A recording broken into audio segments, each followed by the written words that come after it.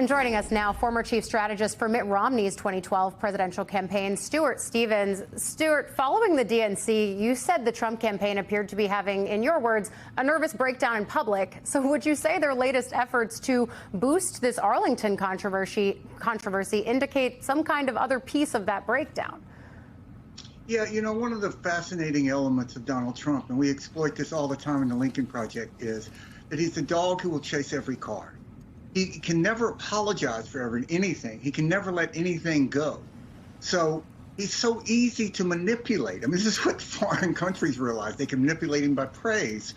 So you attack him on this because what he did, I mean, the United States Army put out an official statement denouncing what Donald Trump did. And what it takes for the Army to do that is extraordinary. And yet he will just defend it. And it places, where are all the Republicans who are joining with him, you know? There's not a lot of former servicemen who are out there saying, well, this is great, what Donald Trump has done.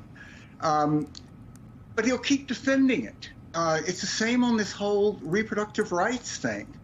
It's like someone who knows that they have a bad position, tries to talk their way out of it. You know, Mark Cuban said that Donald Trump was the guy at closing time and the bar will say whatever it takes to try to get someone to go home with them. And that's what you're seeing here with reproductive freedom. There's no moral basis or conviction behind it. It's just somebody who's afraid that his position's unpopular and is trying to talk his way out of it. Well, I am interested when lawmakers come back to town in about a week and a half about how they talk about the new IVF stance that tracks with a vote that they all took a no vote on just back in June in a Senate bill. I mean, he's putting them in some interesting positions once again. And we did the Trump years on this on Capitol Hill. It seems like that's what we might be in for over the course of the next few weeks and months until Election Day. But you brought up this idea of softening on abortion bans, that in response to Harris's insistence that a Trump second term would further endanger abortion rights. In response to that, Trump shared on Truth Social this quote. He said, "My administration will be great for women and their reproductive rights." Speaking to NBC, he said women need more time than 6 weeks to determine if they need abortion care. Then, of course, he said he would be upholding that 6-week ban. So is Trump safe enough to be casting aside the social conservative movement? I mean, you've run in these kinds of cycles before. You know that you got to stick with the base. Yeah. You know, the three things you can control in a presidential campaign is what you say, what you spend money on, and where you go.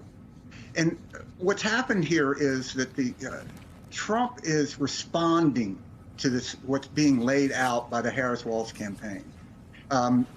They want to talk about reproductive freedom. He instead of pushing forward to another agenda that might be better for him, he just wants to stay and litigate it. At the heart of this, it just goes back to this fundamental hollowness about Republican policy. What is the bargain that Republicans, not just Trump, Republicans are striking with voters? What do you get when you vote Republican? And that's the thing that I just look at this and scratch my head. What is it that is the positive you get? Now, Trump lost by 7 million votes. He needs new customers. What is he doing to attract new customers?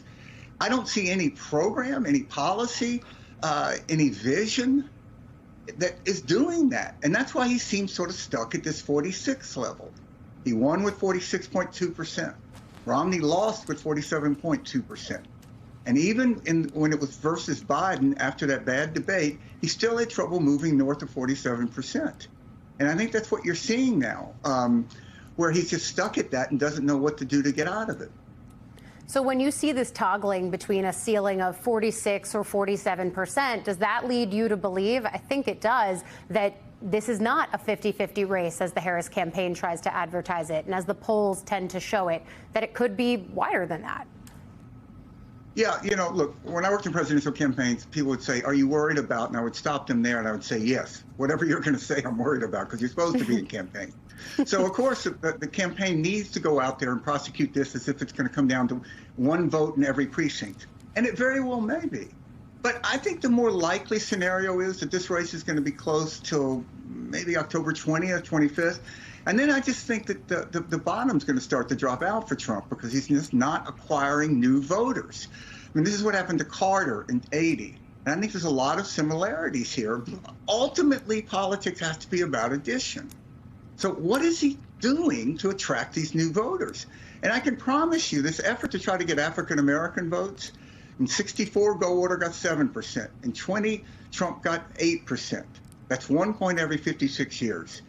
He's not going to get north of 9% of the African American vote. When you look at any of these polls that show otherwise, you should just factor that in, and it's going to prove that Harris and Walz are doing better than these numbers indicate. Well, certainly we're going to have to look at the way these coalitions come together. There's been some fascinating movement around white women, specifically in some new polling that's catching my attention. So you're exactly right. We're watching the start of tune-in season here on Labor Day. Stu Stevens, thank you for joining us for that. Thank you.